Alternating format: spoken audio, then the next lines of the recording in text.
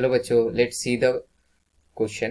The question state that curve in a road form an arc of radius 800 meter if the road is 19.6 meter wide and outer edge is 1 meter so higher than the inner edge. Calculate the speed for which it is banked. तो यहाँ पे क्या कहा गया है कि जो road है, so की कंसेप्ट ऑफ दिस प्रॉब्लम क्या होगा? Banking of road.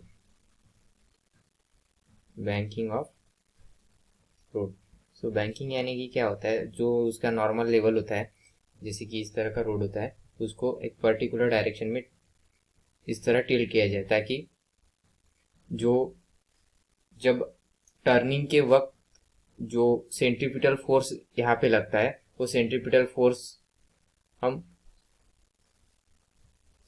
फोर्स के कारण क्या होता है, लेट अस सपोज दैट यहाँ पर एक मास है, यानी कि ये एक गाड़ी है ऑफ मास m.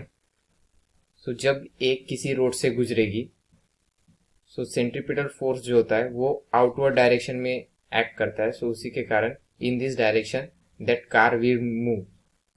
अगर हमें इस तरह के फोर्सेस चाहिए ताकि उस फोर्सेस से हम इसको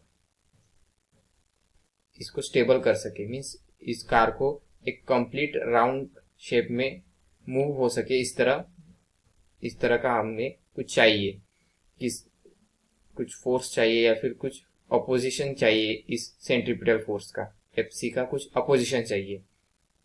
सो बेसिकली जब हम बैंकिंग ऑफ रोड करते हैं, सो क्या होता है, in general without banking of road क्या होगा, this is the mass m, उसको इस डायरेक्शन में सेंट्रीपिटल फोर्स लगेगा, that is FC.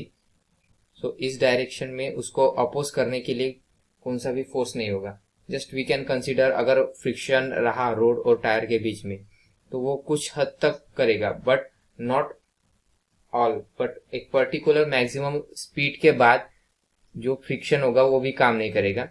So in this case क्या किया जाता है, रोड को इस तरह बैंक किया जाता है ताकि जो रोड का जो बॉडी का वेट है इसमें एक तरह से इस सेंट्रीपिटल फोर्स के अपोजिशन का काम कर सके.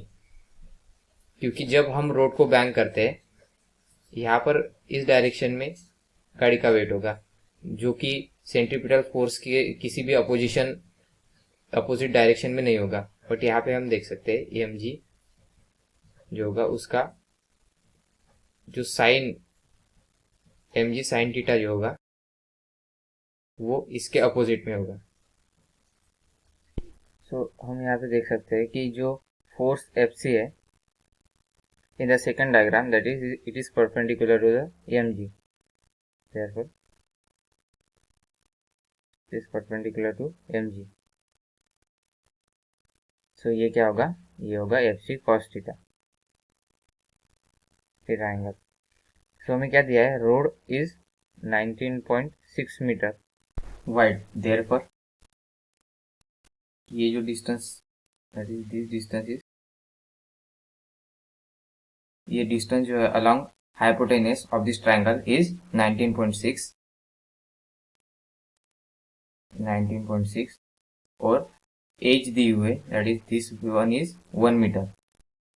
तो जैसे कि हमें पता है tan theta equal to opposite upon adjacent को देखे, this is right angle triangle, therefore it follows the Pythagoras theorem. Let's suppose that this is the x meter.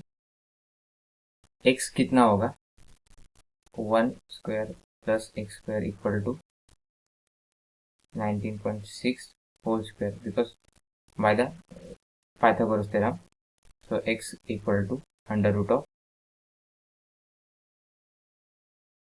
19.6 whole square minus 1. Therefore जैसे कि हमें पता है tan थीटा इक्वल टू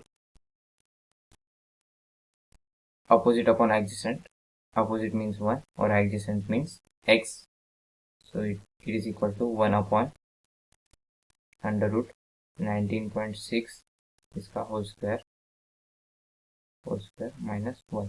तो ये equivalent किसके होगा, क्योंकि 19.6 square is far greater than 1, therefore it is equivalent to 1/19.6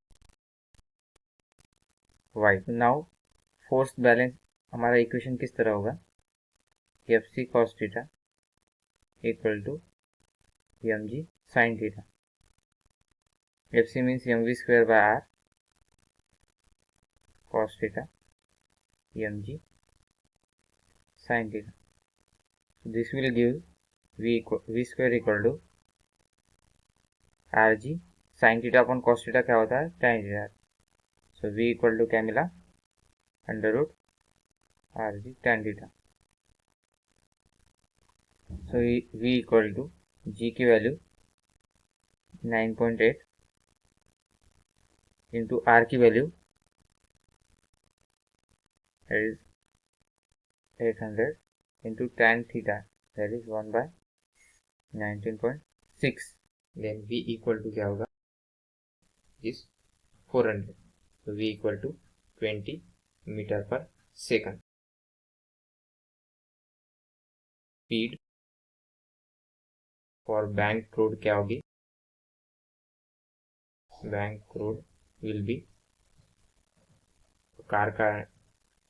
a car can drive with a maximum speed of 20 metre पर सेकंड